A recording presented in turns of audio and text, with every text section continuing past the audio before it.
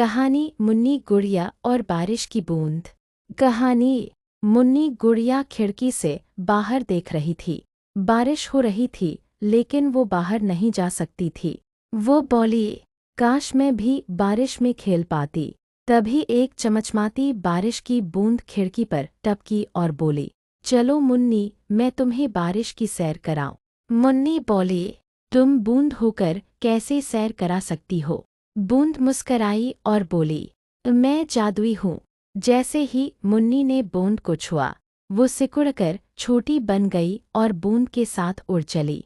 वो पेड़ों पर झूली, फूलों पर फिसली और पत्तों पर उछली। मुन्नी हंसती रही और बोली, बारिश में भी जादू है, बस दिल से देखो। घूमकर जब वो वापस आई तो बूंद बोली, अब जब भी बारिश हो मुस्कराना मत भूलना। सीख हर मौसम में छुपा होता है एक नया जादू, बस उसे महसूस करना होता है। कहानी टिंकू गुड़िया और रंग बदलता पतंग।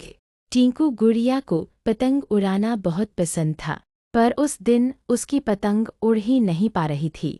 वो उदास होकर बोली, काश मेरी पतंग उड़ जाती।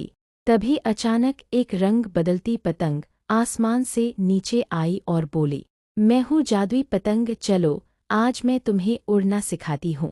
टिंकू खुश हो गई और बोली, क्या तुम सच में उड़ सकती हो? पतंग बोली, मैं नहीं, हम दोनों उड़ेंगे।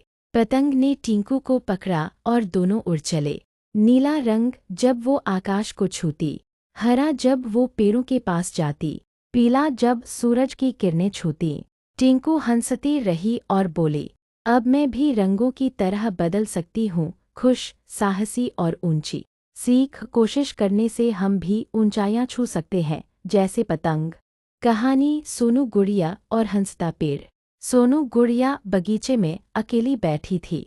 वो उदास थी क्योंकि उसके साथ कोई खेलने नहीं आया था।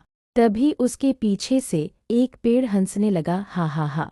सोनू चौंकी और बोली, पेड़ तुम हंस रहे हो? पेड़ बोला, हाँ, क्योंकि मैं खुश हूँ जब बच्चे मुस्कुराते हैं। सोनू बोली, लेकिन मैं तो उदास हूँ। पेड़ ने अपने पत्तों से हवा की सरसराहट बनाई, फूल गिराए और बोला, चलो खेलते हैं हंसी का खेल। पेड़ ने पत्तों से तालियां बजाईं, पंछी गाना गाने लगे और सोनू खिलखिला उठी। सोनू बोली, अब मैं कभी अकेली नहीं रहूंगी, क्योंकि पेड़ भी दोस्त हो सकते हैं। सीख प्रकृति हमारे सबसे प्यारे दोस्त बन सकती है, बस दिल खोलो और मुस्कुराओ। कहानी पिंकी गुड़िया और बोलती हुई टोपी। पिंकी गुड़िया अपनी अलमारी साफ कर रही थी। एक पुरानी टोपी गिर पड़ी। जैसे ही पिंकी ने टोपी को उठाया, वो बोल उठी, मैं हूँ जादुई टोपी, चलो एक मजेदार सफर पर। पिंकी हैरान हुई, तुम बोल सकती हो? टोपी बोली, हाँ, मुझे पहनते ही तुम जहाँ चाहो वहाँ पहुँच सकती हो। पिंकी ने टोपी पहनी और झट से पहुंच गई जंगल में, फिर समंदर किनारे, फिर आइसक्रीम के पहाड़ पर। हर जगह हंसी, मस्ती और नए दोस्त मिले।